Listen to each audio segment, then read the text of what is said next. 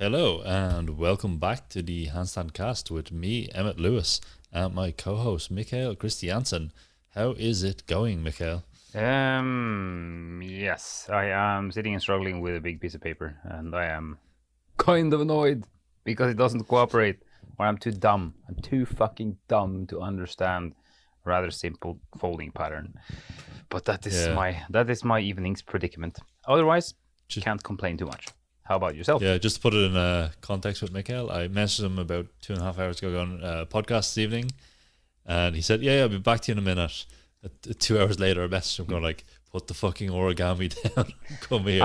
Step away from the paper. I have to be honest. I had entirely and utterly forgotten about the podcast at the moment. Just sent the message. I was like, oh shit, yeah, that's right.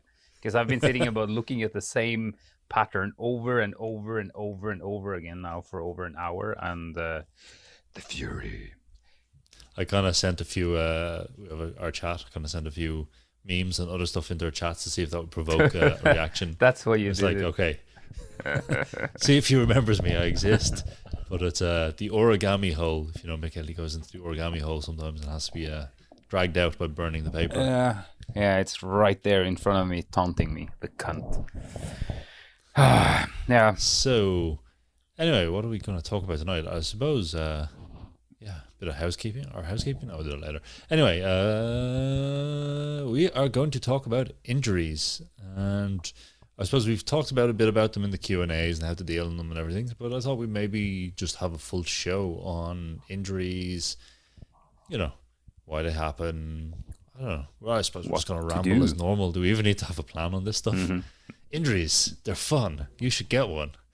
If you haven't injured yourself doing hand balance and bragged about it on the internet, are you really a hand balancer? Yeah. If you haven't injured your wrist by overtraining in hand balance, are you really a hand balancer? If you haven't contemplated like existential dread from injuring your wrist doing handstands, are you actually a hand balancer? Yeah, that is definitely a good question. Most people, I mean, if you do handstands for long enough, you're going to end up injured at some point or other. There's no doubt about that. Yeah, I'd love to know. There's kind of figures roughly on injuries per 1,000 hours of exercise. You can find it on, whatever, CrossFit, weightlifting, running, jogging, golf, whatever. But there's obviously nothing. No one's really tracking this stuff and has any of the stats on hand balance. No. I would be kind of interested just to see where hand balance rates, in comparative kind of solo nerdy disciplines like climbing or frisbee golf or shit like that, and see where we rate. Hopefully we were lower in CrossFit, but I have my doubts. Yeah. Yeah, like we've talked about before, hand balancers definitely have the tendency of overdoing it. So it comes with the trade. I don't know if people see my story on the while ago, and I made a bit of a meme of the surprise Pikachu of like, I had about the same thing, and I had the same thing a few times in the same week. People are like, had wrist issues, just general inflammation, nothing too bad, nothing bad. And I told them all the same kind of thing. Let's reduce volume down, do 10 minutes, 20 minutes of one arms a day, that's it, and just reduce. And we'll cut back and think and modify some of the other stuff. This advice was ignored by all of them in favor of not just doing exactly what I had programmed when the thing was between about 30 minutes on average of one arms, but doubling or tripling the time between them, the 60 or 90 minutes of one arms, and then doing all their conditioning and everything, and then wondering and not telling me they were doing this as well because they knew I'd put the brakes on. So first rule of Handstand Club is when your coach tells you to do something, it's probably for a reason. Mm-hmm.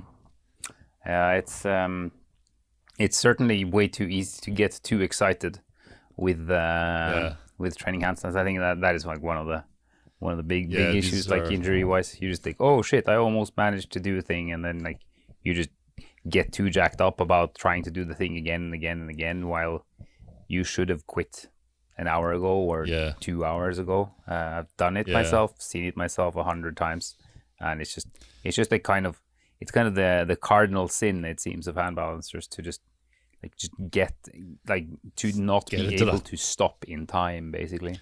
Yeah, get into that dopamine feedback loop. Yeah. It's just like, nearly, oh yeah. It's like it's all the same people as well. They're all about the same level. We're talking about where they're all between a 5 and 10 second one arm's on their good arm. So it's like it's at the exciting stage where you've grinded for like the last year, and now it's working, and now you're like, oh shit, everything bashing my head against the wall has now actually gotten a different result. Yeah, exactly. Then it must continue exactly like this if I continue to smash my head against the wall. Yeah. My poor dopamine deprived brain has had no success, and now it's getting it all at once. What's it called? It's kind of the I kind of just envision the madman going, the power is mine, and then whoops, you had the power for about 18 minutes and you got wrecked. And not saying I haven't done it, because I have. I've done it as well. We're all guilty of this. Times. Yeah. Yeah, and but I think the management of such, like, it's like I think going in with the acceptance that this is something that not only can happen, but that is very likely to happen to you. I think is like one of the better ways of kind of how to say mitigating, or at least being ready for injuries, so that you like, I mean, because your world will fall apart a little bit when it happens. Oh no, I cannot do the thing that I like to do. That is the fact of life of it, and that is going to suck for a while. But at least, like, not pretending to be invincible, because that isn't helping anyone. Looking at myself, because I've been there for way too many times. Yeah, it's the old invincibility. Kind of just remember, I was kind of just thinking, like, observationally, I haven't recorded enough data on this to say yes or no, but observationally, it's like elbow issues happen to beginners, wrist issues happen to advanced people, more so. Yeah, is my observation on it. I think it's kind of one of those things, like wrist, it's like people learning to grip and they're using a lot of force when they're beginning, and they will overuse the balance, particularly when they get to that stage where you can balance, but you kind of lean forward to correct under balance. Yeah. And then it's that constant tension at the elbow. Whereas, people who are better, they use less force, there's less gripping strength, less sustained gripping strength, let's call it that. Yeah, for sure. But then they just kind of go from that whole, particularly when people are balancing one arms, that's the one that seems to blow wrists, I've noticed more so than anything else. It's like, as we kind of notice, like the second you start taking that hand off, chaos ensues, and balances and corrections we haven't even thought possible for the human body start to happen.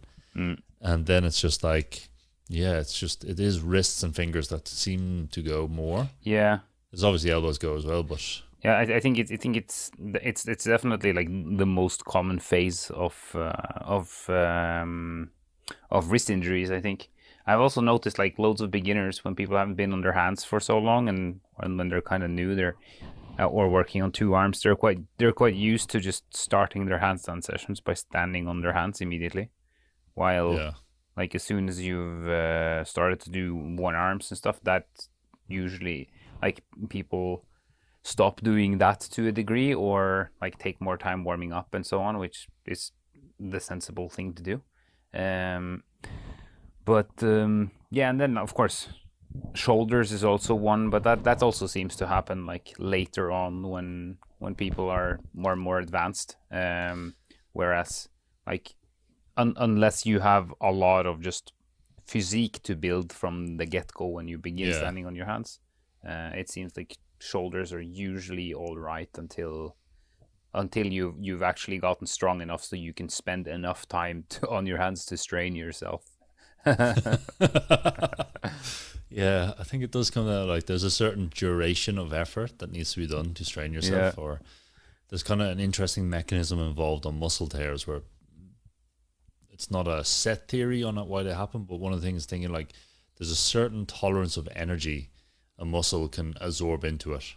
So, and what this means is, this is why we get muscle tears in hamstrings at high velocities. So people are running and sprinting and they're in the mid-range and they're not in a stretch thing, but the turnaround force in the sprint is just too much energy to absorb. And the other side of it is, like, in stretches, when people blow from stretching, is like they're doing a long duration hold at the extreme that has the kind of tensile strength, and that kind of is what causes the blow to happen. So it's kind of, in handstands we get, we don't really have that fast impact stuff unless you're kind of tumbling. I suppose it's not really handstands, but when you're doing handstands, we're doing longer holds, and this kind of, as you kind of nailed there, it's like, oh, you have to be able to hold long enough to strain something. Yeah, maybe that should be a new kind of milestone. Once you've hurt yourself doing a handstand, like doing handstands, you should get a medal made out of potato chips and super glue. I can ship them to you. Them. Yeah, you could get some of that, like the acrylic stuff you have your blocks made out of, but just have it like a handful of garbage in it. Yeah, you get like beautifully like resonate like epoxy resin stuff, but it's just full of garbage. That is a beautiful idea. Spent all that effort just encasing, just like it's basically a sarcophagus of glory, except it's just all a pile of trash you found outside of your house.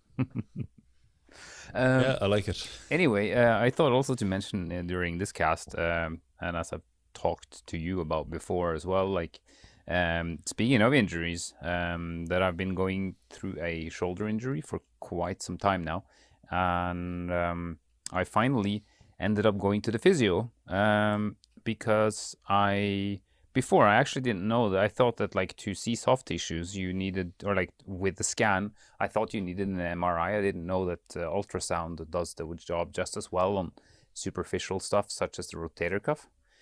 So I just got in contact with one here in Stockholm to just see what's up inside, and that was really interesting. I also thought about that, like, fucking hell, I haven't been to a physiotherapist ever until then. It was the first time I've ever seen a physiotherapist. I mean, I've had massage before by like a massage therapist when we were performing for a while, but like never an actual physio. And it kind of just struck me like, oh shit, I haven't done that before. But yeah, it was a clinic called Access Rehab here in Stockholm. Pretty good stuff, and yeah, very interesting to just because I just wanted the perspective of someone that is professional, and I was basically going in there with the expectation of just like the guy scanning and just going, okay, yeah, so you have a this and have a that, and here's the thing. And I was like pretty sure after 15 years of like beating the shit out of my shoulder that like at least there must be some just signs of wear and tear in there, but apparently things looked pretty good, and I was very shocked that like, hey, it's actually not too bad. The only things he could see was like there was some damage on the supraspinatus, which is directly related to all of the movements and things that I haven't been able to do with full force and control lately, and a little bit of fluid in the joint, but basically nothing particularly significant, and all stuff that should be possible to take care of with rehabilitation and taking it a bit easier. And I guess that is the big thing, though, taking it a bit easier and not going like, oh, I feel fine today, a little bit better than yesterday. I'm just going to try to do this thing. Ow, it hurt. Oh, yeah. No shit, yeah. Sherlock, it hurt. Idiot. So we're going to hold a little, what is it, a bingo or a roulette, where everyone's going to throw in €1. Everyone who's listening, we're all going to throw in €1. You send me your dates when Mikael cracks and decides to do one arm to Croco. And when he posts it on his story, whoever got the right date wins. That's going to be a long time anyway. It's going to be like at least a couple of months, I think. You say that, but I know how you crack. No. You've been here. Well, now I haven't done handstands for like 5 days now, and I'm fine. So I think actually this time I'll take it pretty piano compared to before. So, but actually for my part, it's like the reason I'm taking it easy now to a significant degree is because it's really fucking boring to train when you don't when you can't access like your full power, or to be able to do the things that you want to do. And I think my issue with injuries has been that like I've been kind of indestructible always. I've never had any that stopped me from doing things, and now that there is one, like that one arrived, and that's several months ago that I started getting issues. I wasn't used to not being able to just work through it, Just like practice it a little bit less, but just general keep going, and then things are back to normal. But this just didn't come back to normal, and I think it's definitely a good lesson. And I mean, like the fact that I have never, ever, even since I started breakdancing, ever in my life since then, taken a week fully off. It's probably due, don't you think? You could argue, like, part of me is scared what's going to happen when you take your week off, because, like, maybe you've just been suppressing all your super compensation and just storing it up for now, and all you need to do is eat like 10,000 calories a day, and suddenly you'll be like one of the Alexi brothers reborn. Just muscles everywhere and bad haircut with a mullet and super tight pants. Yeah, maybe the mullet will just grow out on day 7. So that is. I think you would look cool with a mullet. Like, mullets are back in. Has anyone spotted this? That I'm gonna stay. I don't know. Stockholm, they're probably always in, but hold on. Stay away from me. But the fucking mullets are back, and it's kind of a really bad mullet. Not that mullets I don't know. Mullets are pretty awesome, I have to say. Actually, proper Australian bogan mullets are like awesome. They're not awesome. Unfortunately, like the hipsters in Dublin have got them, and it just doesn't really mix. And I've been kind of seeing some.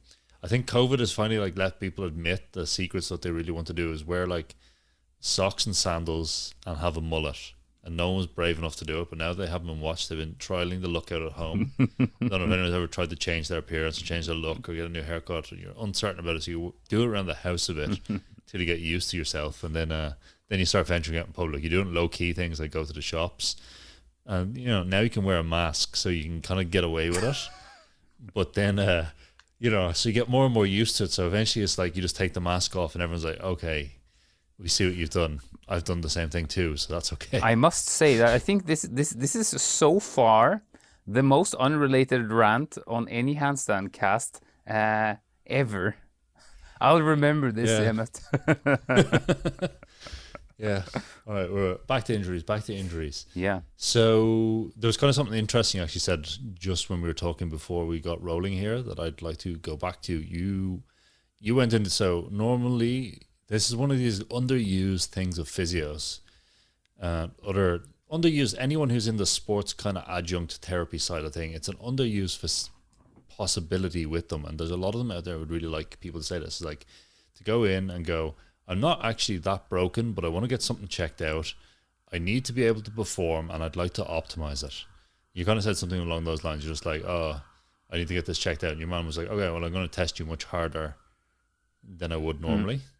I can't remember what you said exactly, but yeah. Basically, he just like wanted to apply a lot more force in doing like the various rotator cuff tests on me than he would with a person that doesn't train as much. And just the fact that like he, the guy that I saw, he was like, he understood my my situation, and basically what he was trying to do was take an athlete that wanted to keep on doing his practice, and that was the goal. That was kind of what he wanted me to work towards.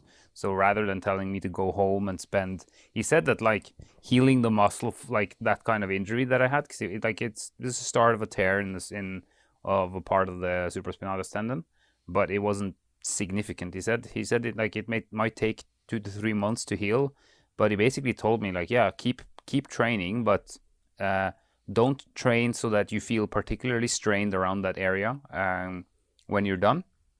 And he gave me one rotator cuff exercise that he wanted me to do 3 times 10 every day. It's plain and simple. Yeah. So it was just like, and like I was kind of surprised. I was like, oh shit, I thought maybe he'd give me like 5 or 6, which would be kind of my way of thinking that, oh yeah, you probably need to do more. But he was just, yeah, keep it simple. That should be enough for now. And it's kind of intelligent too, because like he was assuming I was going to do other types of training. So adding one is likely enough, I think. And he wanted me to do like, he wanted it to be effortful and strenuous to do 3 times 10 repetitions. But just, keeping it that simple, I think is important, at least in like when you're beginning to take rehab seriously. Yeah, it's definitely one of these things. It's like it's always this kind of thing when healing an injury, healing anything really, is we need to move it, but not a lot. You need to rest it, but not a lot. You need to use it and strain it, but not a lot. So it's always this kind of, I suppose the mantra I give to people is work to pain, not through pain. Particularly when dealing this, it's like, oh, if we're dealing sort of a joint angle pain where the pain comes on at a joint angle, well, we'll work in the range of motion that we can, and we'll try to do techniques that will involve this kind of angle, but not go into the pain zone, float above it. Yeah. It's the same with the training. Like here, it's like, okay, work to the point where you feel like, okay, I've done a bit of work in, your normal training, but don't push into the fatigue zone. Don't push into the strain zone. And that's kind of very, very important. Now, it's cute. Everyone just going to do 90 minutes or 75 minutes of one arm holds based on this. Like, oh, but I was training myself at 90 minutes. It's not what we mean. And it's this idea of like trying to figure out what your capacity is and what your restoration is always key to coming back to an injury. Yeah, and like I think like circling back to the thing we said about handstand training too, like because if I compare it to just like, let's say you're rehabbing your lats or to do pull-ups, for example.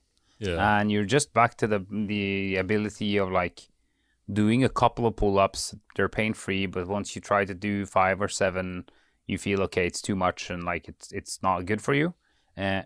It's very simple with something like pull-up. Let's say you do like just like the lat pull-down machine or other exercises where you work your lats a bit on a lower intensity and then you go home, because it's strength training. It's a type of practice where you go in, you output the effort, and then you fuck off and you rest, and then that is kind of where you that is all you kind of need to do. While in handstands, since there's many elements to train and it's such a precise thing, and like maybe also very importantly, which I think is an important distinction from regular quote unquote training, is that like people like to do training too, but people like to go in, do the effort, feel the effort, like push hard, go home, feel that you've worked and have the feeling of having worked. While hand balancing is much more like, I think one of the reasons why people spend 3 hours training handstands is because it's enjoyable to do the activity.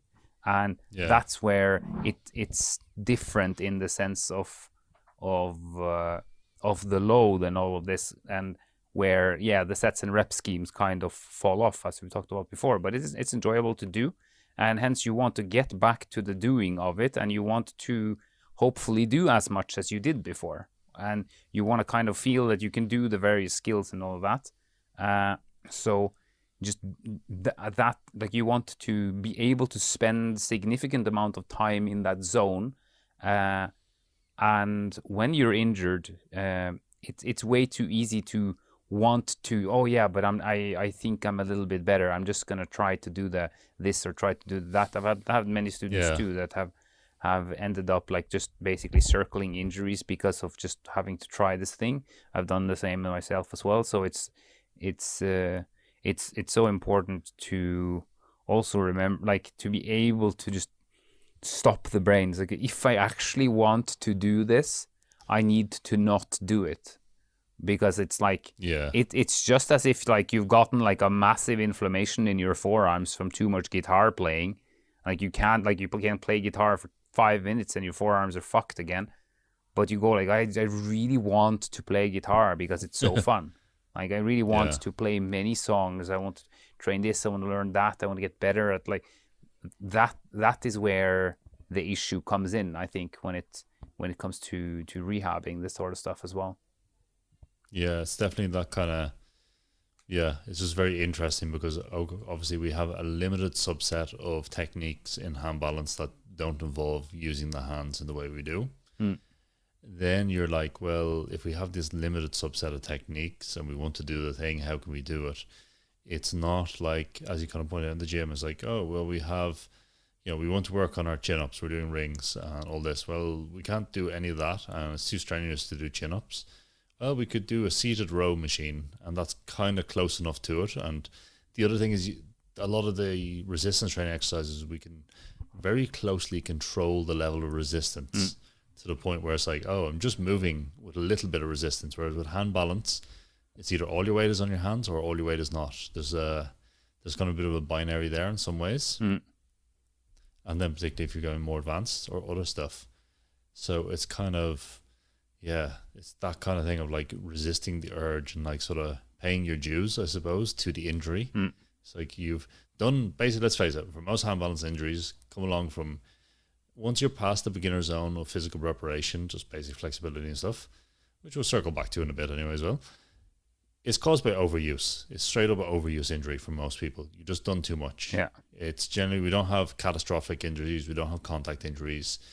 You know, that said, I do know someone who sprained their ankle quite badly coming out of a handstand who was pretty good on hands. So, you know, it does happen. But in general, wrists and everything happens from overuse. You've done too much. So for that period of time, you have done too much training. Now you have to pay your dues to the injury by doing no training or less training. And that's what it comes down to. And you have to learn to basically walk out of the gym. And that's kind of, for some people, that can be hard. Yeah. Or walk out of your living room, I suppose.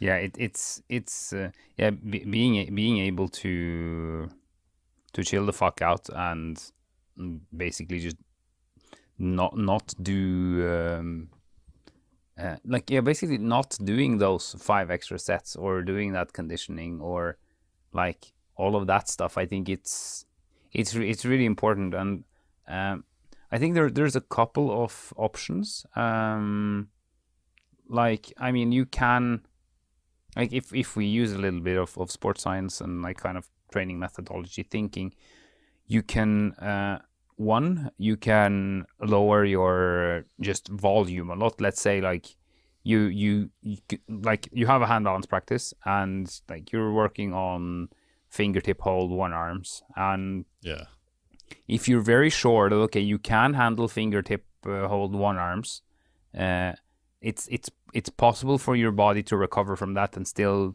improve the injury. Maybe you go in and you do 5 sets of those on both arms and that's all you do. Like you've cut your volume significantly, but you only stick to those 5 sets. It doesn't feel like training. You know it's a bit annoying, but at least you get to do something, and then you're done.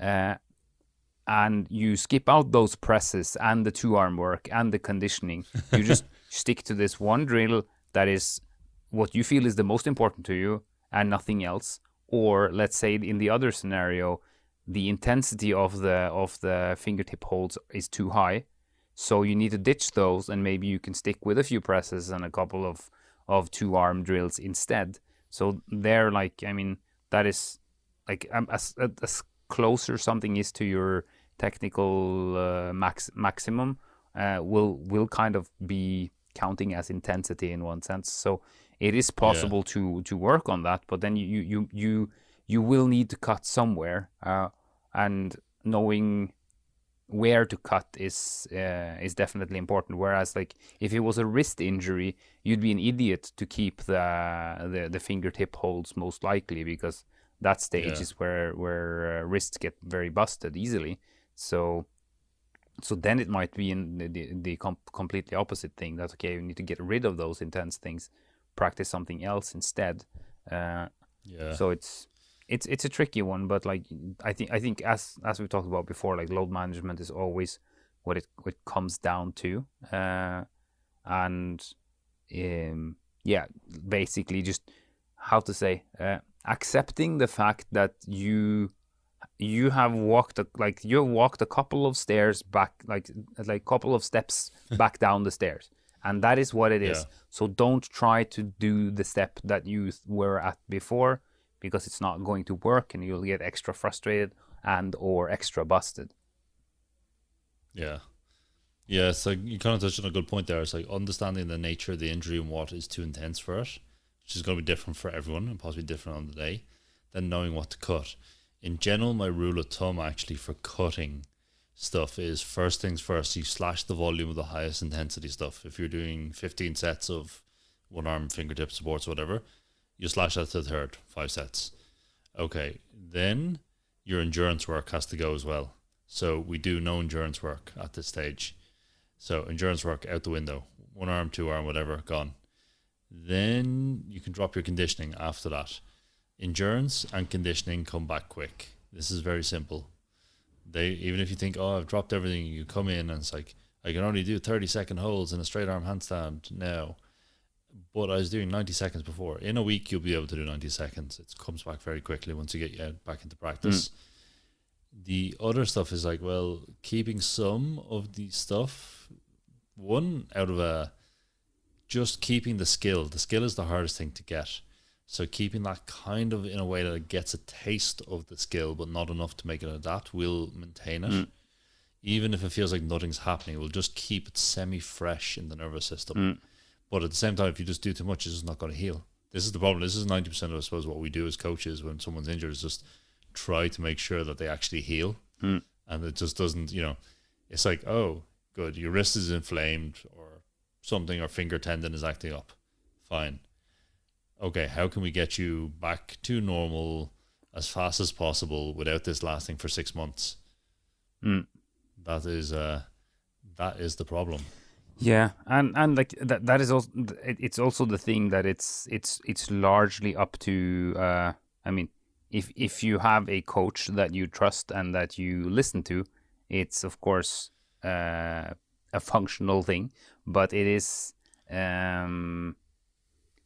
it comes a lot down to just and I speak specifically as a person that practices handstands, and through so many people I know within those circles, it's just so common, as I said, like the adherence to the practice and the kind of the enjoyment of such, and the kind of test of yourself that it is, in a sense, that makes it so that you how to say that you just so easily end up doing those 5 sets that you shouldn't have done, or oh yeah, but I feel warm now, it feels good, like that kind of thing. It's so easy to end up going there, like again and again, like, or like it can be all kinds of random things too, but it's just way too easy to do that. I think like the best recovery period of any injury I've had that I did was one, like I was very forced, I couldn't do anything. Like it was like I'd smashed my left wrist so bad from, I did a jump switch on a cane, and the cane really quickly like rocked back and forth because the platform almost fell over, and like it felt like someone beat my wrist with a hammer super hard. And it took, how long was it? I think it took 6 weeks before I could do a handstand on the arm again. And like, now hold on, can we just stop there for a second? I'm sure you just spent the rest of the time kicking up onto one arm with the other hand. Yeah, I trained on my right arm all the time, and I learned how to balance on the elbow on the left a little bit. Just so our audience isn't getting panic going, Mikael, stop training for 6 weeks. No. That like at that time also, like I was in really good shape in general, so I kept going. And I mean, I could of course train on the other hand. I practiced elbow stands on the left, and it was very interesting, like the process of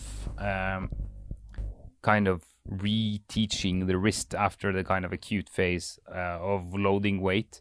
Like I remember like the entire phase of a push-up position being enough, a handstand being way too much. Like occasionally trying, but it was so bad that I didn't have much choice. I couldn't just try because it was just dreadful. And then came the phase where like I was able to stand on 2 arms, but like my entire position was leaning to the right arm like quite a lot, just by default to avoid the weight. Then I got like I could stay on 2 arms for a while, and then it was a very clear phase where I could do a 2-arm handstand, but it would only work like 2 or maybe 3 times. I could stay for perhaps 20 seconds on the wrist, but if I did it a 4th time, like that kind of the bad pain really quickly started to surge through the hand, and it was just like, okay, no more of that. And then like week for week, slowly but surely, like I could load it more and more, and I could. Same thing when I came to 1 arm. Like I could 1 arm, but only for 3 seconds. And 2 holds, try a third time, it's like, oh shit, no, this is no way. And it was very interesting to see how it just scaled up from barely being able to put the hand flat against a wall to being able to do one-arm hops on it, kind of. But it was very, very much like, I think at that point I was very good at, because I was forced, I was good at just like accepting, okay, let us try to put the hand on the wall. That was basically the level I was at, and it became kind of a project. I would wake up in the morning and I would be, okay, let us put the hand on the wall. And that was kind of the test. And I could see slowly but surely, day for day, oh yeah, okay, now I can lean a little bit on the hand on the wall, and so on and so on. So, but I was forced to never try it or never do too much, and hence it didn't happen either. Yeah, it's kind of interesting. Yeah, I suppose it's kind of like, if we go all the way back to when I injured my wrist, I had what is an interesting one. I have a couple of interesting breaks lately, but I broke the capitate bone in the wrist, which is one of the small pisiform bones in the wrist. Pisiform, I think, is the right term. And part of it chipped off, probably about a quarter of it. Not a lot, apparently. Went in, had it immobilized for 6 weeks. They're like, oh yeah, come back, it's fine. I come back and like, okay, it hasn't joined. There's nothing we can do at this stage. At this stage, my wrists were pretty flexible at this time. I had like limited flexion and extension. It's probably limited to about like 50 or 60 degrees on both sides of flexion and extension. And like, I was just like, okay, well, I can't have this. And it's kind of interesting because it was just when I started to get good at one arms, like, because I didn't train them in circus school. I sort of took them up in third year just for a hobby more than anything else. And then I was like, okay, everyone does handstands. I was like, okay, fine, fuck it. I want to learn a one-arm handstand. So then I was getting good, training. It's like, okay, cool. About 2 years after circus school, this happened. So it was interesting because it was just a hobby kind of skill for me. It wasn't like, this is a career making skill as you would have in circus. So then I broke my wrist and I was like, okay, well, let's go deal with this. It's like, okay, I can't do handstands. Fine. So that was the first thing. It wasn't a big concern, but it was a concern. But then slowly it turned into something worse, where it's like, I've seen who's considered like one of the top specialists in wrist surgeries in Europe over it. And he was just like, there's nothing I can do for you, and you're just not going to regain the range of motion. I was like, what do you mean? He's like, well, it's just nothing can happen. It's just not going to heal. I was like, well, thanks for this. So we had the chip of the bone in the joint for about 1.5 years dissolving. And that was not really going out. That was limiting it. I suppose it was just irritating the joint. But to the point, it was like, I could train, but say if I'd done P-bars or rings or something where you could hold the wrist neutral, I knew I would pay for it the next 3 or 4 days with just having an agonizing wrist. So I was like, okay, fine, I just can't do this. So this went on for nearly 3 years of this kind of thing, till eventually, after about 2 years, I was like, fuck it. I was doing rehab. I was like, okay, I'm just going to get this fixed. And it took like a lot of weird engineering stuff. Like I was inventing stretches and positions that I could put mechanical load to the joint that wouldn't put compression on it. So I have all these weird, like, slapping my mic there, all these weird kind of hanging wrist stretches that are keeping traction on the joint, and other stuff that kind of started to get it moving. Obviously working strength as well at the same time, but also working in strange angles, like doing wrist curls with the shoulders in extension and shit like this, which was very interesting. So eventually, it would have been about 2013 is when I could actually hold a handstand again. So it took about 3 years. From 2000, it was the end of 2010 the injury happened. So it took about 3 years to get to the point where I was like, okay, I could hold a handstand. And when I say hold a handstand, it was very interesting because like the body was on one side straight and normal. The other hand was kind of like where it was avoiding loading the corner of the joint that had pain. And that took a very long time to actually get over. Yeah. And it was like, I could just do it. But it was like, oh, one of your arms is like a rainbow and the other one is like a stick. But there was no real pain. This was the kind of interesting. There was like, as long as I kept like, and I followed, at that stage, I followed a program that was just very logical. It's like, I will do 3 sets of 30 seconds. Next week, I will do 4 sets of 30 seconds. Next week, I will do 5 sets of 30 seconds. Week after, I will take a week off. Next week, I will do 3 sets of 40 seconds. Just trying to work up that way without trying things and only doing like 3 sets. And that took me over for about 6 months. from about that point of 6 months of doing just that kind of 3 sets of handstands every training session, then I was like, okay, I'm back. Then I could get back onto trying one arms and other stuff. I had the confidence, all the shapes. And it was kind of interesting because I came in at a very nutting level. Like it was just like, felt like nothing was working. And then I spent about 3-4 months working on it. And then like everything was kind of back. I could one arm, I could do everything again. My weight was massively down as well. I decided to lose loads of weight. So I was down at about like, when I moved back to Ireland, which would have been about 7 years ago, I was down at almost 80 kilos. Like I was down 79 kilos at some point. I was trying to see how skinny I could get, or just not eating due to lack of having a job. Bit of both, as you do. And so I was like, okay, cool. So then that kind of helped a lot, that I was able to get, so the load to the body down, the training was down, everything was kind of low. And that kind of worked in my favor, I think, in this thing to actually get the skill back up. So that was kind of interesting. Then I just kind of got, then I was kind of like, I remember, I suppose the EJC 2015 would have been when I was peaked back. And then I was like, okay, I just had most shapes available on the right arm. Then after that, I like started traveling and stopped training consistently. So now I'm like in a nightmare mode, and then gained a lot of weight. Now I'm back to the start. Rip. That's how it goes. Yeah, it's kind of interesting, but it's kind of interesting now with the injury as well. Is it works like my early warning signal of bodily inflammation. If I have not slept well, if I have, like right now we've been kind of upgrading the site, as some of you have probably seen, and do this. I probably should have done that at the start. Hold on, I need to do a segue.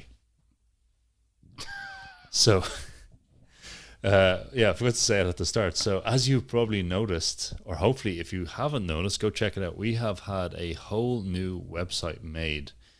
Our design team, so we have Charles and Sophie, who are on our designers and developers and all this. They have done a fantastic job of kind of making the new thing. Everything's all integrated. Everything works in the back end. All your programs are nice. The solution we had before was, I suppose, a bit rambly. It was very good. It's just we had something custom built because we couldn't get the functionality we wanted at the time.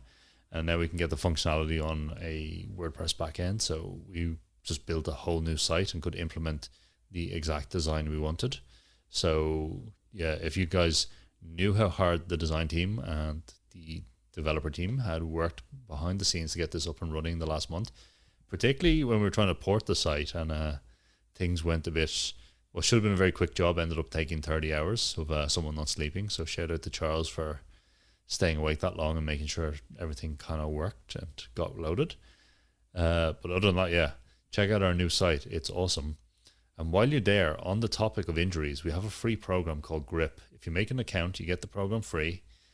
And it is very good to implement in your training as a kind of general physical preparation for the forearms. It's one of those ones. It also gets you jacked. Had a few people send me going like, look, my forearm got an inch bigger. That's 2.5 centimeters for you continentals. And that's pretty good. Like that's a result. That's a bigger result than getting your forearms better as you got jacked. So let's face it, being jacked is awesome. Where was I? So yes, big shout out to you're the expert at what's it called, digressions in today's episode. There is no doubt about that. Yeah, kind of. It's in it.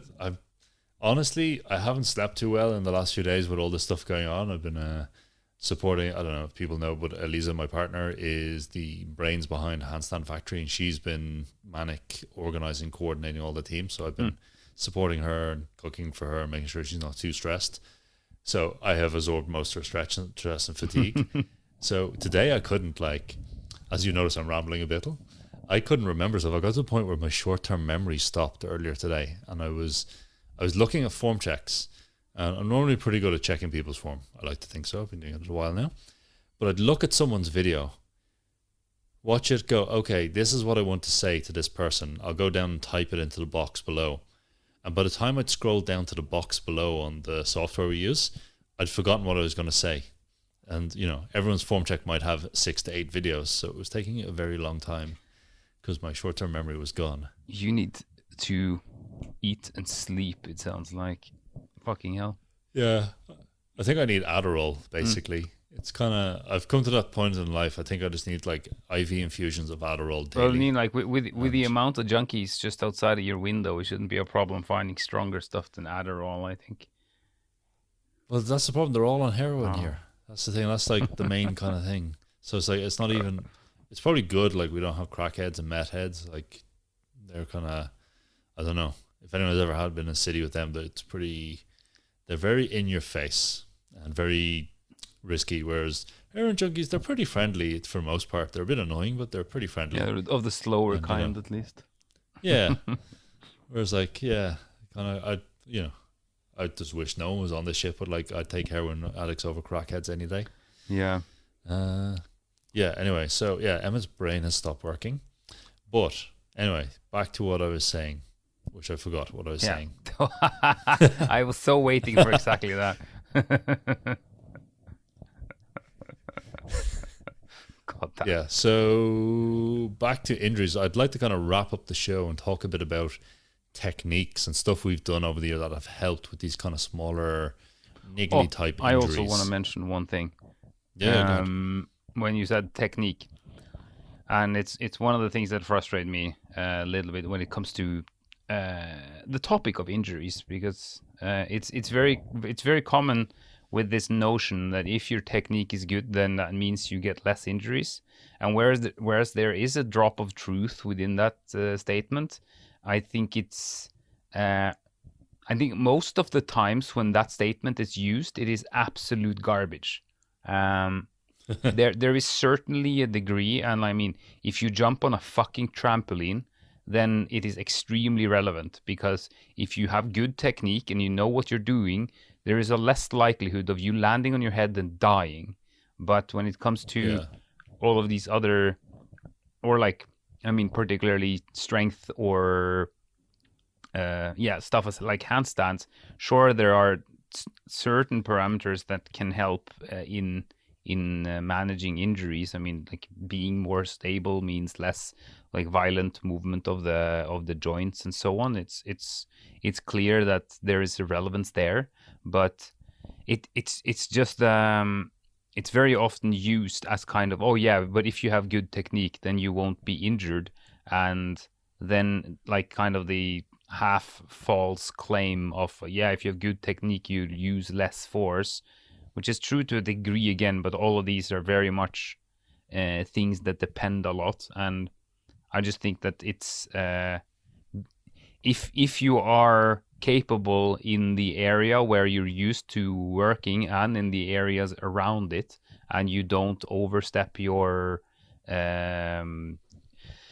capacity, neither acutely or chronically, then we can talk about, then you're not going, that is what is going to contribute to you getting less injured. Whereas like you can be fantastically excellent technically and still get busted. I mean, there are of course better hand balancers than me, but my technique is pretty damn solid, but still I got injured. And I got injured doing things that I'm pretty good at doing. So it's more about like the tissues inside of your body, and your nervous system doesn't understand or care about what's technically good and not. It cares about force, and it cares about gravity. Capacity, basically. Did you succeed your capacity? You exceeded your capacity, you are fucked. Precisely. Basically. That's what it comes down to. So yeah, I'd like to talk a bit about a few techniques that we have found useful either with ourselves or other stuff to give people some ideas on how you might manage these injuries. The first one, as I kind of shared it, is the grip program.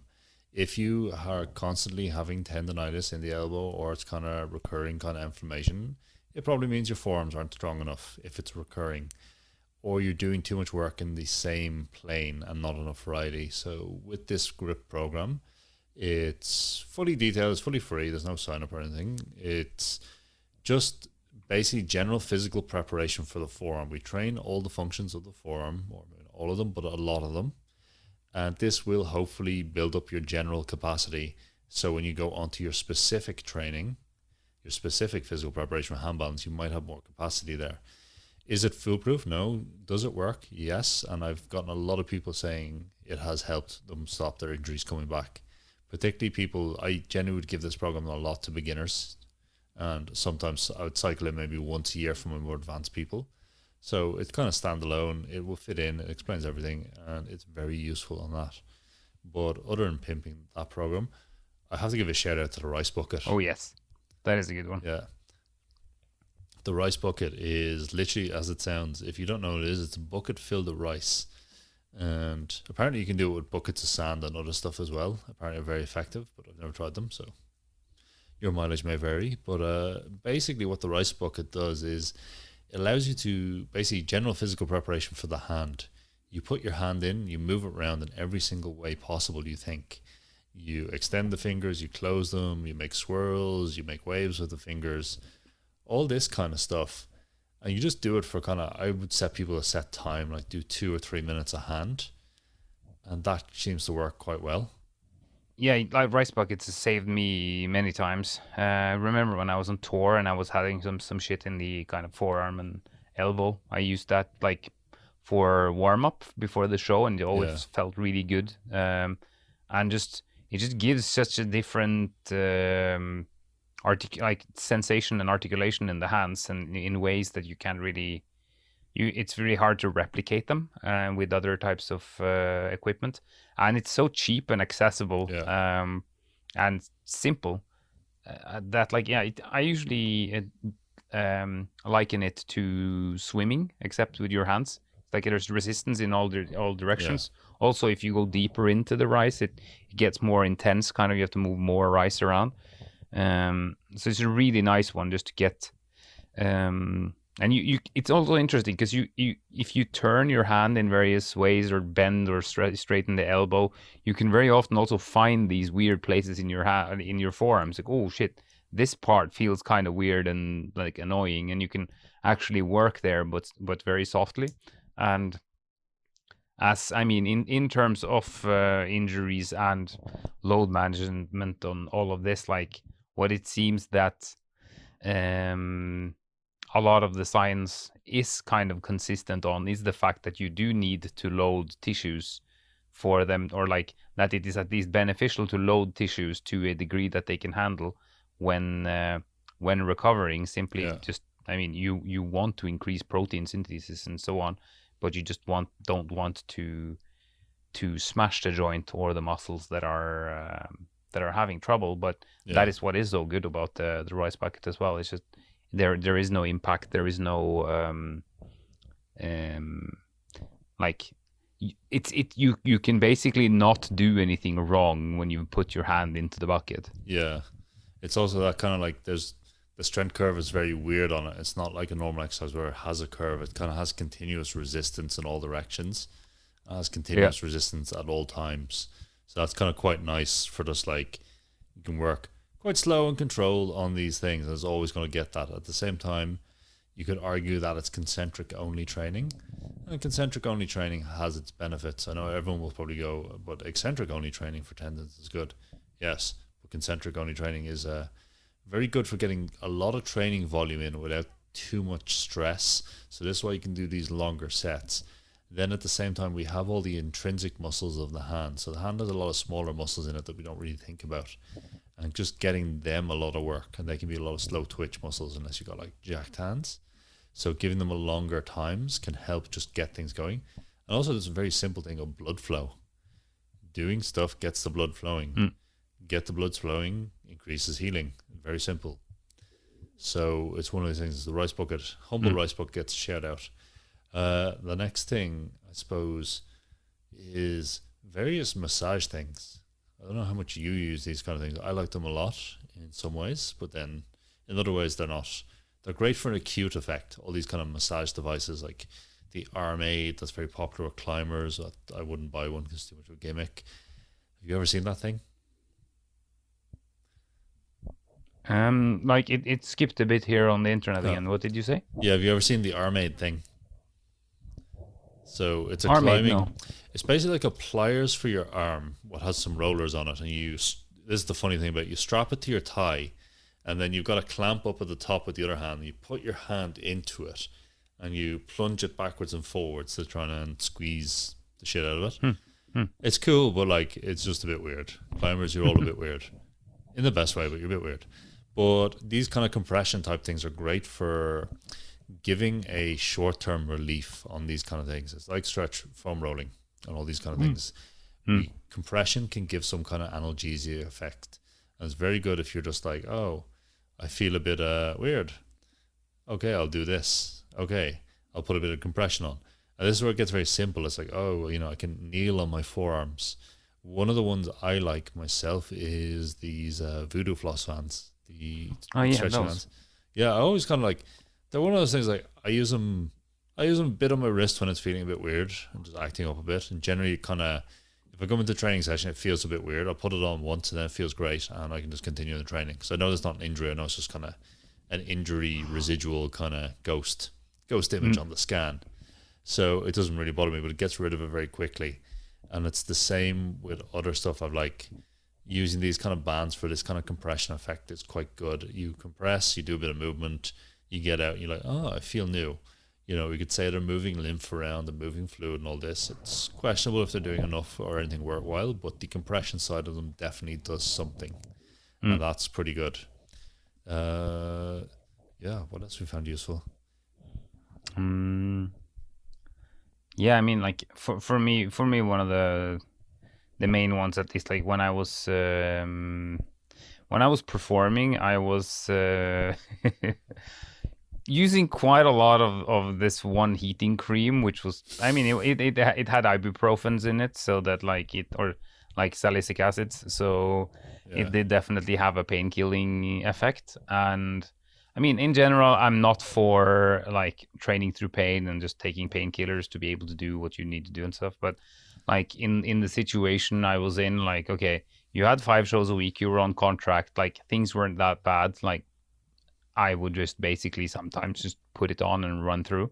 And several times actually I was able to even recover injuries through performance periods when I was using one of those. And like I don't think it's something I would recommend in general, but like they helped me at the time.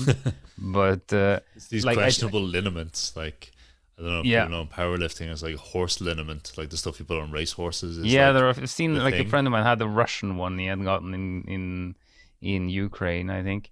But I think like one of my main ones, and it's a very sensible one, it's just like warm up better. If you're busted and you're going to train, make sure you warm up even better. Like you just don't have anything to fucking lose on taking your time. You don't need to be Geronimo on your first rep. So take your fucking time and make sure that you're ready. And like I like to speak about readiness more than warm up in a sense. Because warm up, like very often it's associated to like you take a 20-minute jog and you do 20 jumping jacks and then you're warm because like you're sweaty. Like it doesn't need to be the same. Like warm up can be entirely specific for whatever you want to do.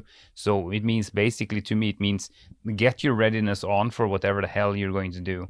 If I'm going to do one handstand, I don't need a high readiness. If I'm going to do one arm, I need a little bit more readiness. If I'm going to do fucking flares, I need a lot of readiness because it's very dynamic, uses tons of joint angles, and it's just super explosive. So obviously it requires a lot of readiness. And then if for such a move, I'd need to be much warmer. Like incidentally, I was actually training flares today.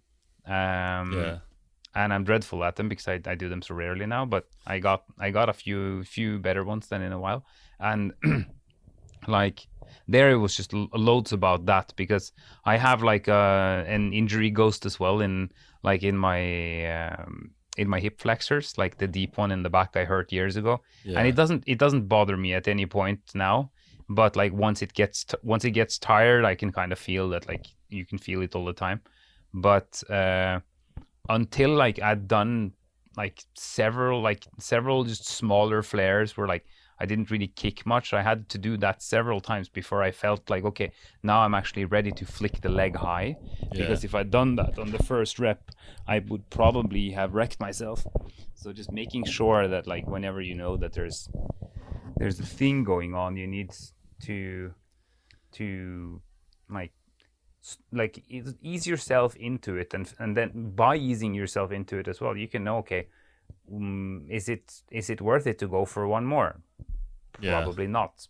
So then you can you can sense whether or not it's a point to go for the thing or not, simply by just using some time before getting into it.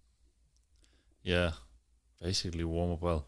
I think like one of the big points I suppose we can bring up on all of this, or overarching things if we haven't touched on, is listen to your body. Your body will give you loads of signs when you're like, oh, that you could pay attention to, you could notice, and you could accept the message it's sending to you, going like, you know, you normally recover from your handstands, your wrists, your elbows, your shoulders, they feel good like a day afterwards, or they feel like normal, whatever your baseline normal is.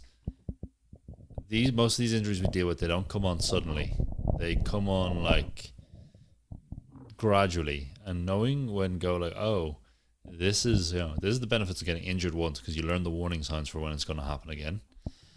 So this is your big takeaway when you have got injured. But the second thing is, you can watch out for these signs and go like, it's better to take 2 or 3 days off, or even a week off, while something is, and do something different, do some active recovery, do some other kind of things, than it is to go, oh shit, and to be dealing with a wrist or a tendon or an elbow issue for 6 months or 8 months. Like, because there's a difference between inflammation and proper tendonitis. When proper tendonitis kicks in, it's going to be a long rehab.